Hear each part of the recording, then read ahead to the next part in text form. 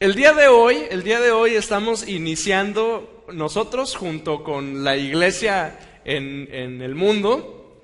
Estamos iniciando una temporada que yo cada año, de hecho yo la he compartido con usted, y les llamamos la temporada de Adviento. El Adviento es una temporada de entre 22 y 28 días del año, durante la cual la iglesia por varios siglos, o sea, esto inició más o menos allá por el siglo IV, siglo V después de Cristo. Desde entonces y hasta la fecha, la iglesia ha tomado estas fechas en el calendario cristiano para celebrar o celebrar el nacimiento de Jesús, pero estos días previos los hemos tomado para prepararnos para la celebración del nacimiento del Señor Jesucristo. De hecho, en esta temporada recordamos, meditamos y nos preparamos para celebrar el nacimiento de Jesús. Y hay muchas preguntas que cada año en las iglesias evangélicas surgen, cada año se escuchan estos ecos en esta y en muchas otras iglesias, y en esta congregación y en muchas otras, en las charlas y en lo que vemos en la tele o lo que escuchamos en la radio o lo que leemos o lo que opinan o lo que vemos en Facebook y demás. Y la pregunta con la que inician normalmente esta conversación es: ¿a poco Jesús nació en diciembre? ¿Nació Jesús en diciembre? ¿Quién sabe? Probablemente no. Yo le he compartido en otras ocasiones que yo tengo la teoría que nació en septiembre, pero es una chiflazón mía porque yo nací en septiembre. No sabemos. Por siglos la iglesia toma esta temporada del año para celebrar el nacimiento de Jesús. Hay algunos argumentos por los cuales hay un sector de la iglesia que ha decidido rechazar esta celebración, porque usted sabe que hay muchos hermanos nuestros en otras congregaciones que dicen no debemos celebrarlo. Y yo quise traer hoy, para introducir mi mensaje el día de hoy, quise traer una lista de argumentos que yo he escuchado, que he leído sobre el por qué no se supone que no se debe celebrar en la Navidad. El primero de ellos es que es una celebración de origen pagano y que no se debe celebrar algo que tenga origen así. La respuesta a ello es que la iglesia por muchos siglos ha tomado este tipo de fechas tan particulares y las ha tratado de redimir con la intención de que gente pueda venir y conocer a Cristo a través de ella. Ahora, esto, a diferencia de algunos argumentos que hemos escuchado en años recientes, por ejemplo, referente a la celebración del Halloween y demás, esto no es algo que es nuevo, esto es algo muy, muy antiguo. Es decir, no solo la iglesia, pero los grandes siervos de Dios a lo largo de muchos siglos, muchos de los cuales usted y yo seguimos en su enseñanza, han tomado sin mayor dificultad esta fecha para celebrar el nacimiento de Jesús. Lo otro que yo he escuchado es que es una celebración de origen católico. Entonces, nosotros no somos católicos, pastor, y no debemos celebrar algo así. Nosotros somos evangélicos. Y mi respuesta ante ello es, pues está bien. Sin embargo, la Iglesia Católica, con todo y sus diferencias doctrinales, y nosotros nos consideramos cristianos como parte más o menos de la misma rama de la iglesia, y usamos la misma Biblia, y de hecho muchas de las celebraciones las hacemos muy parecido. Entonces yo creo que a partir de los 60s y 70s para acá es que la iglesia evangélica tuvo un espíritu anticatólico, pero bueno, hay hermanos nuestros que dicen: es que es católico, no lo podemos celebrar.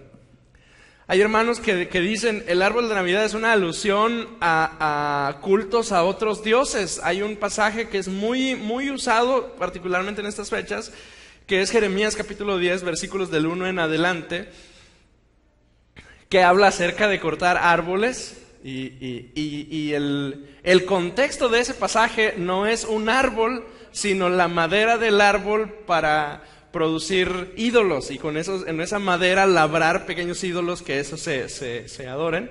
Entonces, en ese sentido, por eso es que permitimos el uso del árbol en nuestra iglesia. Además, hace un año, me parece, el obispo Fuentes compartía con nosotros que no recordamos a Acera ni nada de eso, sino al poner el árbol estamos recordando la bendición que Dios nos da en Génesis y en Apocalipsis de poder tener acceso al árbol de la vida. Entonces, el árbol de Navidad tampoco es una alusión totalmente pagana. Otras personas dicen, Jesús no nació el 25 de diciembre, y es cierto, hemos hecho conjeturas sobre la fecha. Lo cierto es que la Biblia no dice cuándo nació. Sí dice cuándo murió, pero no nos dice nada de cuándo nació. Hay personas que dicen, la Biblia no menciona que debamos celebrarlo. Es cierto, no menciona que se deba celebrar, pero los evangelios nos narran el hecho del nacimiento de Jesucristo. La narrativa la encontramos en Mateo y en Lucas. O sea, si no fuera importante, la Biblia simplemente lo hubiera omitido, pero no lo omite, sí presenta acerca del nacimiento de Jesús. Y bueno, hay algunas más. Dice, no debemos de celebrar Navidad porque se ha desvirtuado y se les enseña a los niños que deben esperar a Santa en vez de recordarles a Jesús. Bueno, eso tiene un poquito de sentido, sí. Es cierto, sí se ha desvirtuado, pero es responsabilidad nuestra. La iglesia somos quienes proclamamos a Cristo. El mundo proclama otra cosa. El mundo en estas fechas proclama a Santa, pero la iglesia proclama a Jesucristo, y es un buen momento para proclamar a Jesucristo en estas fechas. Y el otro argumento es que, ¿para qué celebramos esto si es pura mercadotecnia y gastadera de dinero? Sonríe tantito. Y sí. Y sin embargo, la responsabilidad de la iglesia es justamente el proclamar la verdad de Jesucristo en todo tiempo, pero en este momento que la gente está particularmente sensible, porque lo cierto es que el fin de año, estas fechas nos ponemos melancólicos, nos acordamos que estamos muy lejos de casa. Todo el año estamos a 12 horas de casa, pero en estos días se acuerda uno más que está muy lejos y demás. Entonces es un buen momento para predicar de Cristo a la gente que está sensible al mensaje del Señor. Todas estas razones pueden ser ciertas, pero son ciertas a medias. La verdad es que el cristiano celebra Adviento y lo considera un tiempo de oración y de reflexión que se caracteriza por una espera vigilante, o un tiempo de esperanza y vigilia, de arrepentimiento, de perdón y de alegría. Es decir, estas fechas no solo decoramos, no solo ponemos cosas, no solo embellecemos nuestras casas y nuestras iglesias y demás, sino realmente la temporada de Adviento, el sentido es que el pueblo de Dios se prepara para celebrar el nacimiento de Jesús. Y justo sobre eso es sobre lo que vamos a estar meditando durante las siguientes semanas. No sobre la Navidad, sino sobre cómo estar preparados para celebrar el nacimiento de Cristo. La mayoría de nosotros pensamos que Navidad se trata de dos muchachos que no saben qué hacer con un embarazo prematuro. La mayoría de nosotros pensamos que la Navidad inicia con la labor de parto de una señorita de 13 años, 14 años, que está en un pesebre porque se les ocurrió viajar a última hora y llegaron al lugar y ya no encontraron un lugar donde estar y un lugar apropiado para que naciera el bebé. La mayoría de nosotros pensamos que Navidad inicia en Belén, y sin embargo, quiero sembrar esta idea en usted. Realmente el proyecto de Dios de la Navidad no inicia en Belén. El proyecto de Dios de la Navidad inicia muy lejos, como 1500 años antes, cuando Dios le dice a un viejito que está acompañado de su esposa, que también es una anciana, que no han tenido hijos y que ahora este viejito está escuchando a alguien, porque no tiene muy claro su esposa de qué se trata, que haga un viaje a no sé dónde para no sé qué cosa. ¿Sí me sigue? Y estoy en Génesis capítulo 12, versículos 1 en adelante. O sea, realmente el plan de Dios no inició en Belén, el plan de Dios inició allá lejos por Babilonia, cuando Dios le habló a Abraham y a Sara y le dice, vete. ¿A dónde? Vete. ¿Y para qué? Tú vete. Imagínense qué locura. 75 años tenía el viejito. Navidad no se trata de un acontecimiento solamente. Navidad se trata de una serie de acontecimientos que llevaron a la llegada del Salvador a la humanidad. Se trata de un hombre que, entre todos esos acontecimientos, ¿no? que llevó a 2 millones de personas desde Egipto hasta Palestina para establecerse como una nación. Se trata de una nación que fue llamada a hacer luz entre todas las naciones, pero que por causa de su idolatría fue fallando y alejándose del plan de Dios. Se trata de una nación que por su pecado fue llevada cautiva y después Dios la trae de regreso a su territorio con la promesa de que Dios todavía tenía planes para ellos. Se trata de que todo este desajuste de toda esta gente que pecó y se fueron y regresaron, finalmente Dios les dice, yo todavía tengo planes con ustedes, estoy hablando del pueblo de Israel, y el plan se cristaliza, se reduce, todo eso, al nacimiento de un bebé. Imagine que el destino de toda la humanidad pende de una señorita que está a punto de tener un bebé chiquito. Adviento, estas semanas previas, son la preparación para eso. Se trata de preparación, preparar el corazón, preparar la tierra, preparar nuestras vidas para celebrar a Cristo. Cuando usted tiene una fiesta, y no me va a dejar mentir, las fiestas no salen, o rara vez salen de la noche a la mañana, ¿no es cierto? Rara vez, y las fiestas que salen de la noche a la mañana normalmente salen no tan bien, ¿no? Pero para hacer una buena fiesta, y dicho sea de paso con comercial incluido, hay hermanos nuestros hoy que están preparando una fiesta a finales de enero. Sonríe, brother, porque estoy hablando de ti. Marco y Judith están preparando su boda y es a finales de enero y nos están invitando a todos nosotros.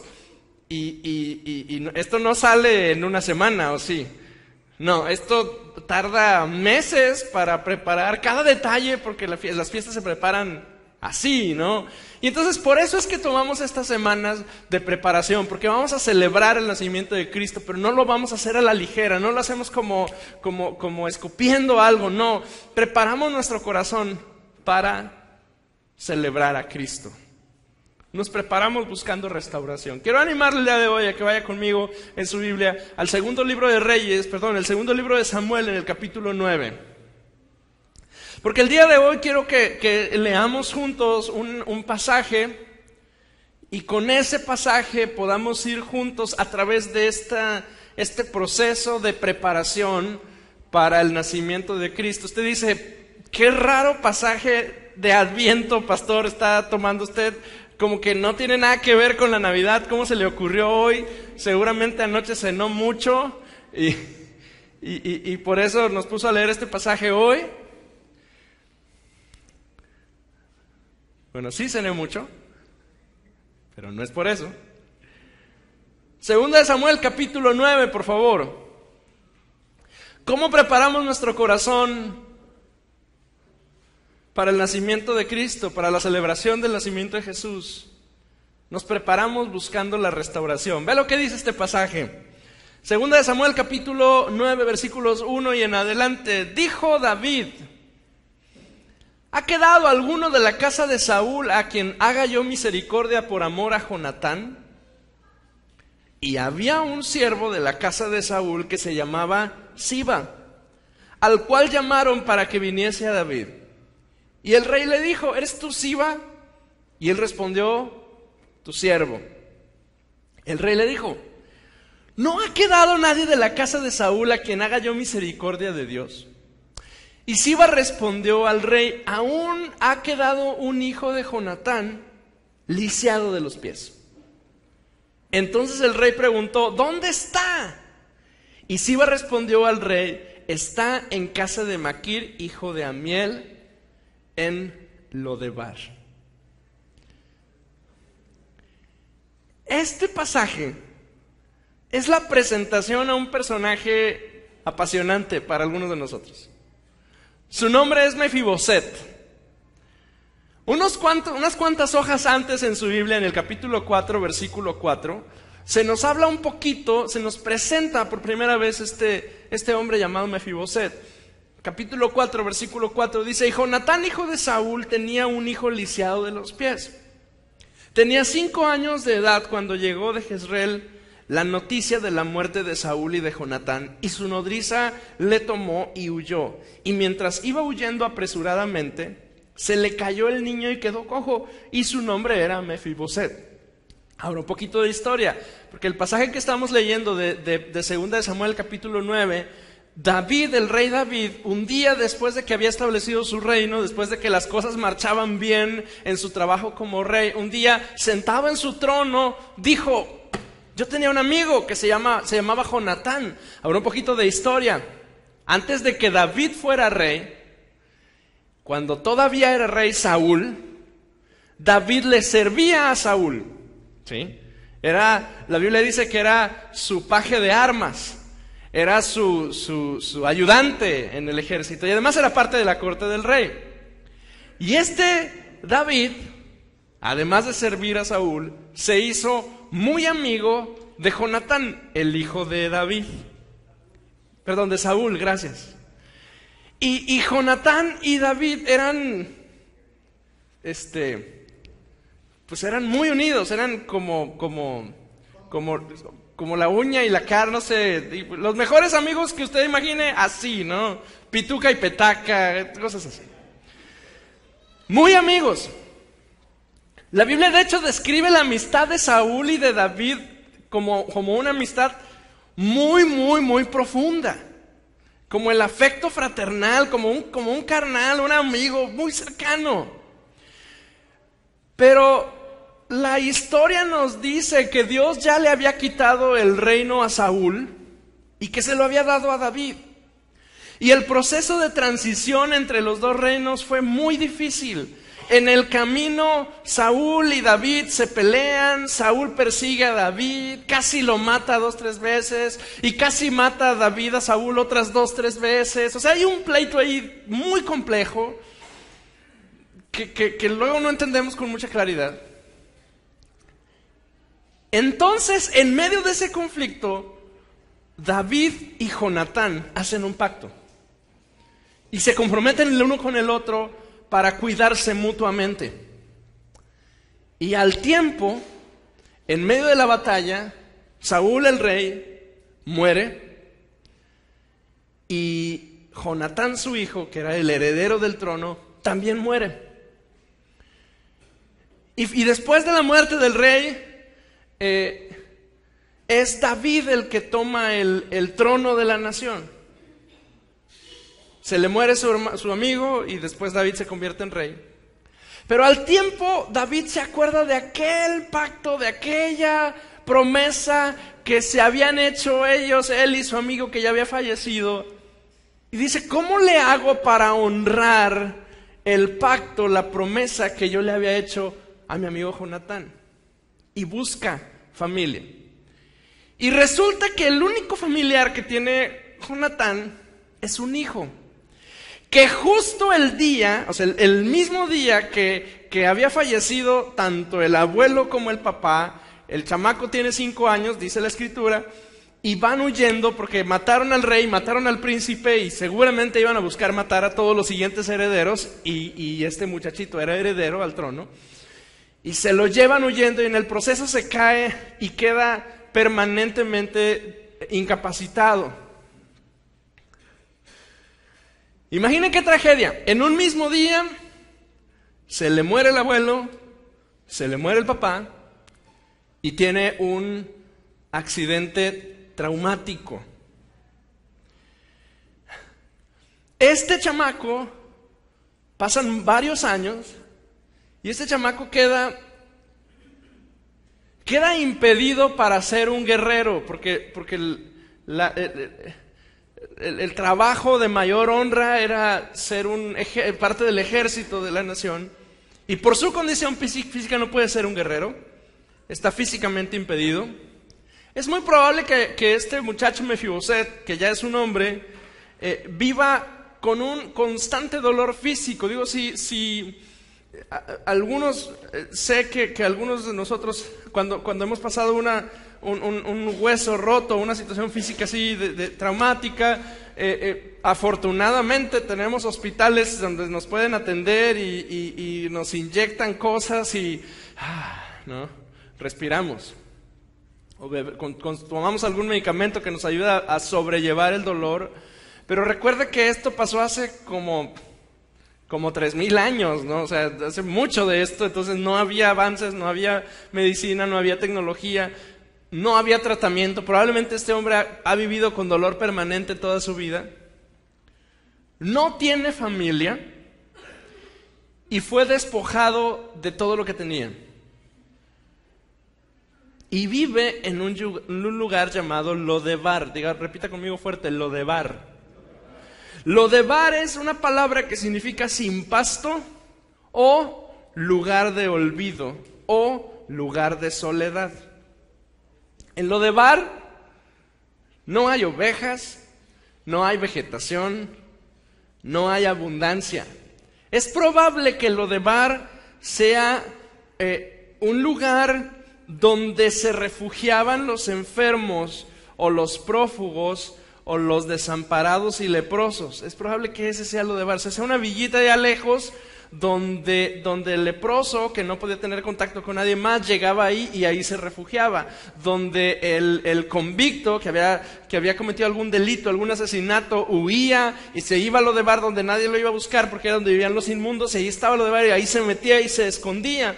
Ese es Lodebar. Y la tragedia es que Mefiboset vive en Lodebar alrededor de 20 años. 20 años en un lugar sin vegetación, sin abundancia, seco, y rodeado solamente de convictos, de enfermos, de gente que la llevan allá a arrumbarla y para que ya no la queremos ver más. Ahí vive Mefiboset. Continúa conmigo en el versículo 5. Entonces envió el rey David y le trajo a la casa de Maquir, hijo de Amiel, de Lodebar. Y vino Mefiboset, hijo de Jonatán, hijo de Saúl, a David. Y se postró sobre su rostro e hizo reverencia y dijo: David, Mefiboset. Y él respondió: he aquí tu siervo. Y le dijo David: no tengas temor, porque yo a la verdad haré contigo misericordia, por amor de Jonatán tu padre, y te devolveré todas las tierras de Saúl tu padre, y tú comerás siempre en mi mesa. Ahora, deténgase un momentito ahí conmigo y observe lo que está pasando. Está pasando una experiencia única. Este muchacho que ha vivido 20 años abandonado en Lodebar, en el lugar desierto, el rey mismo lo manda a llamar. El rey mismo dice: ¿dónde está aquel al quien yo puedo hacer misericordia? Y dijeron: allá, pues tráetelo para acá. Mefiboset no regresa, no es llamado por el rey por sus cualidades. Mefiboset no recibe un llamado para venir delante del rey por su condición, ni por sus capacidades, ni por su dinero, ni por algo que él tuviese consigo. Mefiboset regresa porque el rey se acordó que había hecho un pacto y que tenía la responsabilidad de cumplirlo. De la misma forma, aquel hombre, aquella mujer que ha recibido la restauración del Señor sabe que no somos restaurados por Dios después de una experiencia difícil, después de una situación traumática, después de una situación, la que sea en la que nos encontráramos, no somos restaurados por nuestras cualidades o por qué tan inteligentes somos, o por qué tan capaces somos, o por cuánto dinero tengamos, o por cuál sea nuestro equipaje, con qué estamos equipados, o herramientas que tengamos. Dios nos restaura porque Él hizo un pacto con nosotros. Y Él prometió que nos iba a restaurar porque somos su pueblo. Él ha prometido que no nos va a dejar en la condición de quebranto en la que nos encontremos, sino que nos va a tomar de ahí y nos va a levantar. Dios ha prometido que sea cual sea la condición, la situación en la que tú te encuentras, si tú clamas a Él, Él es fiel y justo, dice, para perdonar nuestros pecados y limpiarnos de toda maldad. Sea cual sea la condición en la que tú te encuentres, cuando tú clamas a Él, cuando tú pides su ayuda, cuando tú te alineas a su voluntad, Dios recuerda su pacto contigo y te restaura. Ahora hay que decir eso con mucha precisión. No es algo que ocurre como por magia, ¿no? Como porque ya, Señor, acuérdate, y Dios inmediatamente se acuerda de su pacto. No, hay un proceso, hay algo que tú tienes que hacer. Pero Él es fiel, su parte Él la cumple, porque Él es bueno y Él es fiel. Dios no nos ha olvidado, aunque a veces parece que sí lo haya hecho. Voltea con quien tienes junto a ti y dile con el poder del Señor, Dios no te ha olvidado. Ahora dígaselo así, Dios no te ha olvidado. Dios no se ha olvidado de ti. A veces parece que sí, ¿no es cierto? A veces parece como... Es más, algunos quizás lo escuchamos y decimos, híjole, si supieras en la que estoy ahorita, me cae que tú dirías, se me hace que de ti sí se olvidó, ¿no? Algunos diríamos, no, es que no sabes cómo salí yo de mi casa hoy, no sabes cómo terminé yo la semana. Si tú estuvieras en mis zapatos, tú te darías cuenta de que parece que de mí ya se olvidó. No, Dios no te ha olvidado. Él está presente. Él es fiel. Dios es bueno. Pero hay algunas cosas, hay algunos elementos que tienen que cuadrar para que Dios pueda restaurar a aquel que se encuentra olvidado en Lodebar. La primera cosa es que la restauración se efectúa en Jerusalén, pero comienza al salir de Lodebar. Voy a decir otra vez con calma. La restauración se efectúa en Jerusalén, pero comienza cuando Mefiboset sale de Lodebar. Para poder ser restaurado por Dios, necesito salir del escondite. Dígale que tiene la otra vez, sal del escondite ya. Ya no estés ahí metido. Para poder ser restaurado, yo necesito salir del escondite. Mire, yo puedo asimilar mi quebranto. Sí, cuando digo quebranto, estoy hablando de la situación traumática o difícil que sea que usted o yo hayamos vivido. Llámese, como en el caso de mi familia, el divorcio de mis papás, el abandono de alguno de los papás, alguna pérdida, algún luto, la orfandad, algún abuso, alguna herida que se haya provocado en el pasado. O sea, yo a eso me refiero con quebranto. ¿Está conmigo? Entonces, y la mayoría de nosotros llegamos a Cristo quebrantados. Es decir, esta es una condición general, en mayor o menor medida, pero la gente llegamos a Cristo con quebrantos. Y cuando hablamos de eso, mire, yo puedo asimilar mi quebranto, puedo entender el origen del problema, puedo conocer teorías sobre cómo enfrentar las situaciones que viví y cómo caminar y asimilarlas. Puedo tener un inventario claro de mis sentimientos respecto a mi quebranto. Lo que le estoy describiendo es como el proceso para asimilar un proceso traumático. Puedo escuchar consejos de otras personas quebrantadas sobre cómo han asimilado sus luchas. Eso lo hacemos en los grupos de autoayuda. Escuchamos a alguien más hablar de su quebranto, su adicción, lo que sea que ha luchado en su vida, y yo puedo escucharlo y con ello ver cómo alguien más ha asimilado sus luchas. Pero mire, no es hasta que la persona decide salir del lugar del escondite llamado Lodebar y se dirige hacia Jerusalén que experimenta la restauración de Dios. Lo voy a decir otra vez con cuidado.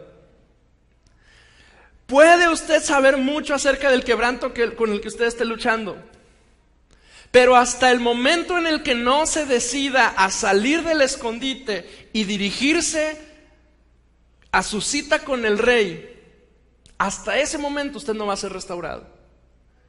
Y habemos muchos, gente de Dios, o sea, gente como usted, como yo, que hemos conocido a Cristo. Es decir, el rey hace misericordia del nieto del rey, de Mefiboset, pero al mismo tiempo restaura a los que trabajaban con él. ¿Sabe?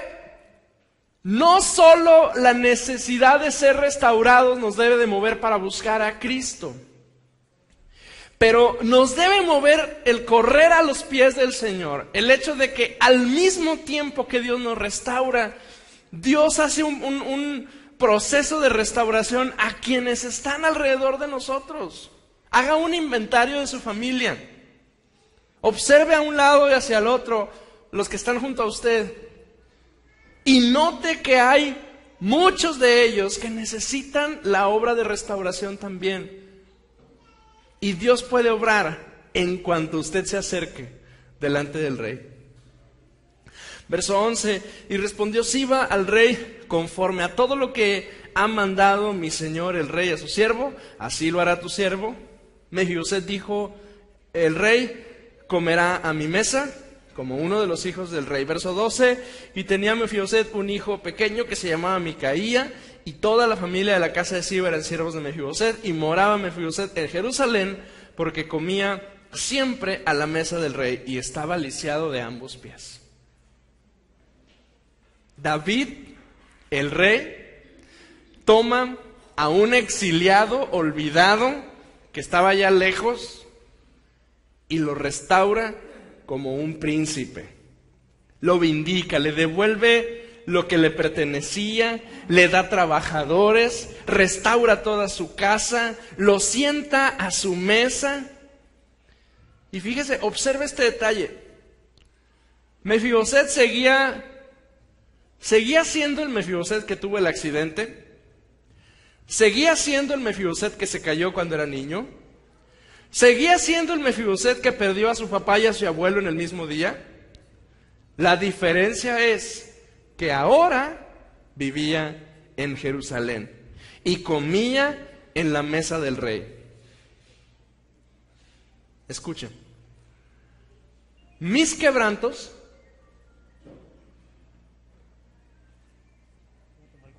perdón, me asusta. Dije que me va a venir y me va a pegar o algo así. Mis quebrantos, mi pasado, mis experiencias traumáticas no van a desaparecer repentinamente, pero tú sí tienes la elección de quedarte en Lodebar o de venir a Jerusalén. Tus quebrantos, tu pasado, tus experiencias traumáticas no desaparecen. Pero tú tienes la elección.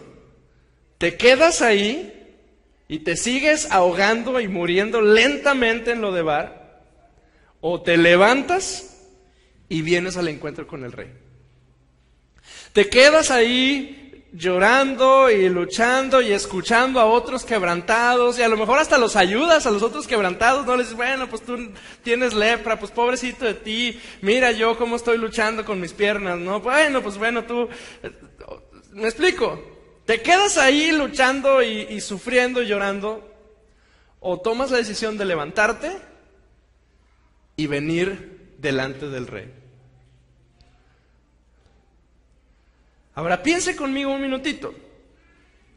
Póngase en el lugar del rey. ¿Qué movió a David para mandar llamar al chamaco, a Lodebar, y traerlo a su mesa? ¿Qué hace que una persona piense en restaurar a otra? Y yo tengo una respuesta. Lo que pasa es que David no estuvo en Lodebar, pero conoce un lugar como Lodebar. Si usted recuerda un poquito la vida de David, cuando David está siendo perseguido por el rey Saúl y lo están tratando de matar, David se mete a un lugar que se parece mucho a Lodebar, que se llama Adulam. De hecho, es una cueva. Y Adulam es un lugar donde llegan los leprosos, los convictos, los que están huyendo, los que pecaron y no quieren que los encuentren, los que deben y no saben cómo pagar. Esos son los que llegan a Adulam, igual que a Lodebar. Y David estuvo en Adulam muy buen tiempo y sabe el tipo de sufrimiento que es estar en ese lugar.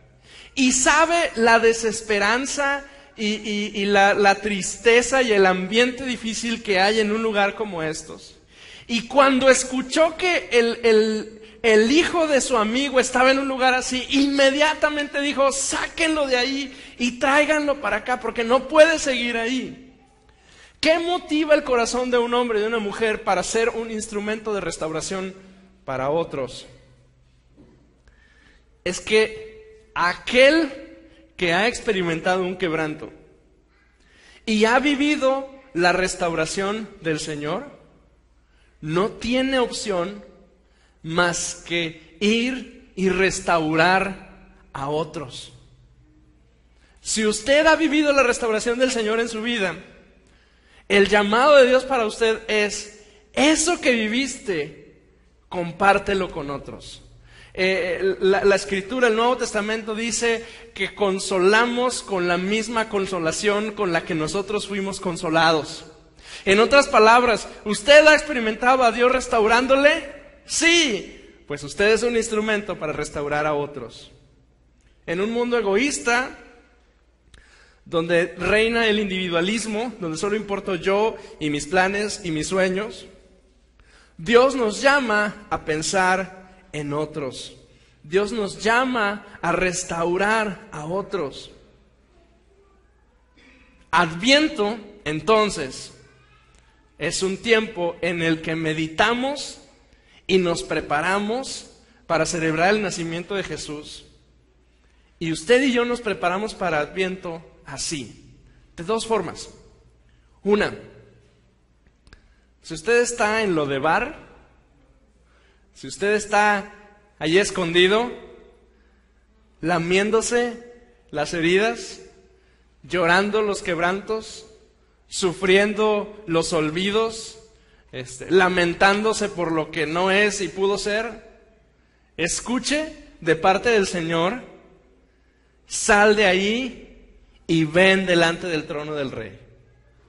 Si usted está metido en Lodebar y ha estado ya ahí un buen tiempo y está sufriendo y está amargado y triste y dice: pobrecito de mí, me ha ido muy mal en la vida, nadie me quiere, nadie me hace caso, escuche que el Señor le está diciendo: oh, sal de ahí y ven hoy, aquí, delante del trono de Dios, porque el Rey te está mandando llamar. El Señor quiere restaurarte. Aquel que está en Lodebar, el Señor lo quiere restaurar. Pero escuche bien, la segunda cosa que yo quiero que meditemos hoy: aquel que estuvo en Lodebar, el Señor lo llama a ser un instrumento de restauración para otros. Yo quiero animarle el día de hoy a que nos acerquemos delante del Señor, y si usted está allí escondido, ya no se quede ahí. A lo mejor mi mensaje es muy elemental, muy sencillo, pero de verdad, de parte del Señor, ya no se quede ahí. Salga. Dios tiene preparadas para usted nuevas relaciones, Dios tiene preparadas para usted nuevas bendiciones, Dios tiene preparadas para usted nuevas cosas que no llegan porque está usted detenido, estoy yo ahí escondido y no quiero que nadie me vea. Me siento culpable, adolorido, acongojado, no sé. Pero el Señor me dice hoy, sal ya de lo de Bar, porque yo te quiero restaurar. Y lo segundo el día de hoy es, yo quisiera dejarle tarea. ¿Qué le parece? Porque ahora ando muy didáctico, ¿no? Como estoy dando clases en la mañana y ando dejando tarea, quiero dejarle tarea a todo el mundo. Yo quiero dejarle tarea, quiero que se haga, en casa, haga 2 preguntas. La primera es a usted mismo.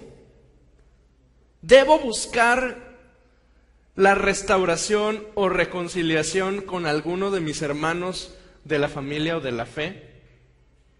Esta tarea no es para valientes, ¿eh? Le voy a preguntar, lo voy a decir otra vez.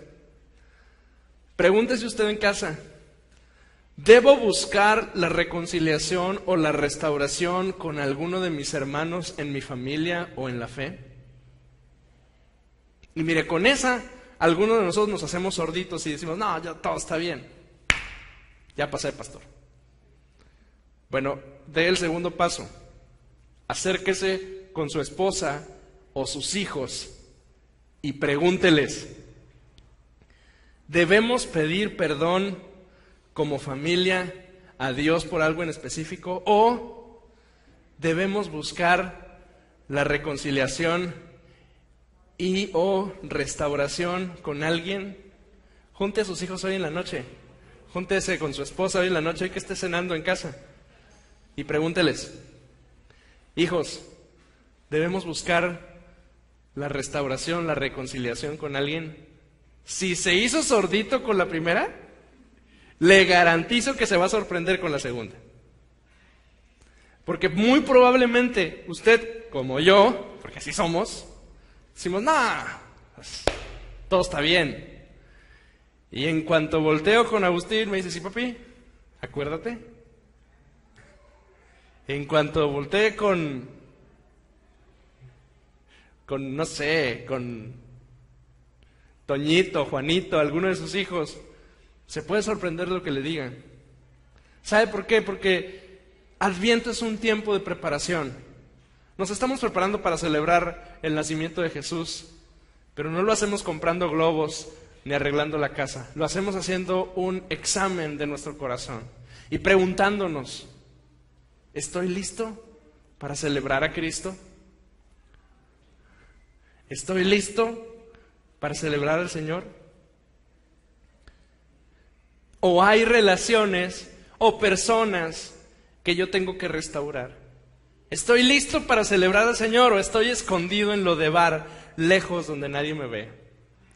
¿Estoy listo para celebrar el nacimiento de Cristo o me he escondido voluntariamente y he escuchado una y otra vez el llamado de Dios diciéndome, ven, acércate, y yo voluntariamente digo, en otra ocasión?